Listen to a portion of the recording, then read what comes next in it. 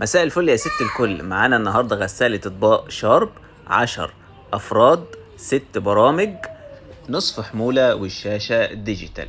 ونشوف بقى البرامج. اول حاجة اللي على الشمال ده علامة الاس، ده علامة الملح، اول ما تنور لازم نعبي ملح، واللي جنبها علامة الملمع. وبنعبي طبعا الكلام ده لو مش بنشتغل بالاقراص.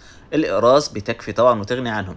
اول برنامج ده يا جماعة بري ووش، ده شطف او شطف مبدئي علشان خاطر لو هنغسل المواعين بعد ساعة او ساعتين. تاني برنامج الكويك، وده برنامج السريع النص ساعة ودرجة حرارته 40 درجة. لو انا عندي اطباق خفيفة، فطار، مش عاوز كاسات، مش عاوز درجة حرارة عالية قوي، بحطهم على برنامج كويك، يعني فطار كده سريع. تاني برنامج الايكو، وده درجة حرارته 50 درجة لكن طويل، برنامج طويل، مدته بياخد وقت طويل وبس، هو موفر للطاقة، موفر للمية.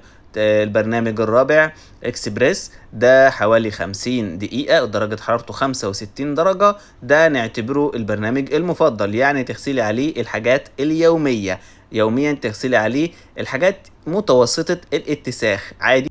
البرنامج الخامس اللي هو انتنسيف، ده 65 درجة حرارة، ده برنامج المكثف. ده بقى الحاجات التقيلة شديدة الاتساخ، الحلل، الدهون التقيلة، الأسماك، اللحوم. تمام. الآخر برنامج الهايجين، ده درجة حرارته 70 درجة حرارة، دي أعلى درجة حرارة للغسالة. ده بقى اللي عايز غسيل تعقيم زيادة، غسيل صحي زيادة، ده بيشتغل على البرنامج ده.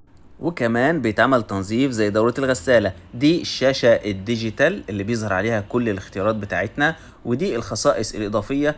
أول حاجة من فوق لما تدينا العلامة دي على الشاشة بتكون علامة الغسيل. تاني علامة من تحتها دي علامة الشطف، بتبقى في حالة شطف. اللي بعدها بتبقى دي علامة التجفيف. العلامة الأخيرة دي علامة التلميع، ودي آخر مرحلة. بنفتح الباب بعد ما علامة التلميع تروح من على الشاشة نهائيا. الوقت بيكون خلص وكل حاجة، ولكن الأفضل بنسيبها لحد ما العلامة دي بتروح. نفتح بقى ونشوف الغسالة من جوه شكلها إيه. هنا يا جماعة مكان الملمع، بنحط الملمع من هنا، وده مكان المسحوق أو الأقراص، بنحطها في المكان ده. عندنا مستويين، لو هنشتغل نص حمولة بنحط النص، لو عادي بنحط المسحوق بتاعنا كامل.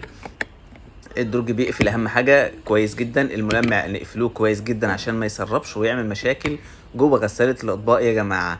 دي السلة العلوية والسلة السفلية، بيبقى بالشكل ده.